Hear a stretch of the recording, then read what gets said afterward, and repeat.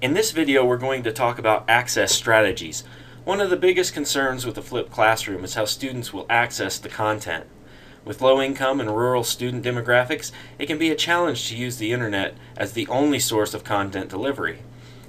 Here are some strategies that can help you bring success to all students. Computer lab availability. Students can access flipped content easily by allowing them time in computer labs, before and after school or during study hall periods. Loading digital content on personal devices. Many students who do not have internet at home may have personal devices such as iPods or smartphones. By loading digital content onto their personal devices, the students are not limited to a specific location while accessing the lessons. They can watch them on the bus, at home, or even while waiting in the doctor's office. Making content available on DVD. By making content available in a DVD format, the teacher can reach students who may otherwise have limited access to the content.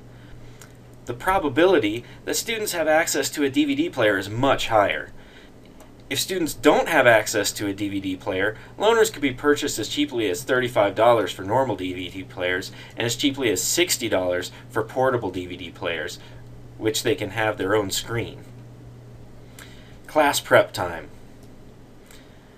In cases where none of the other strategies are feasible, using some class prep time for students to access digital content may be necessary.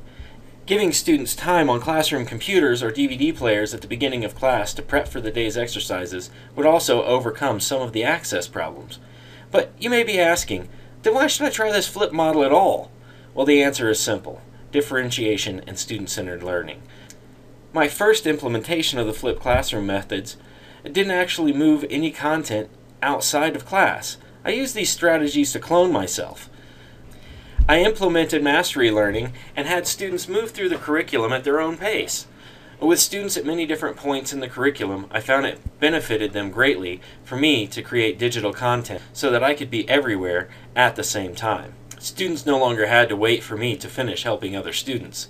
The most difficult part of overcoming internet access problems is that the content will have to be created ahead of time. With a class website, the teacher can add content as they go.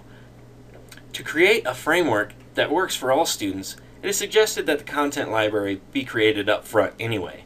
Otherwise, advanced students may run out of content and are waiting for updates.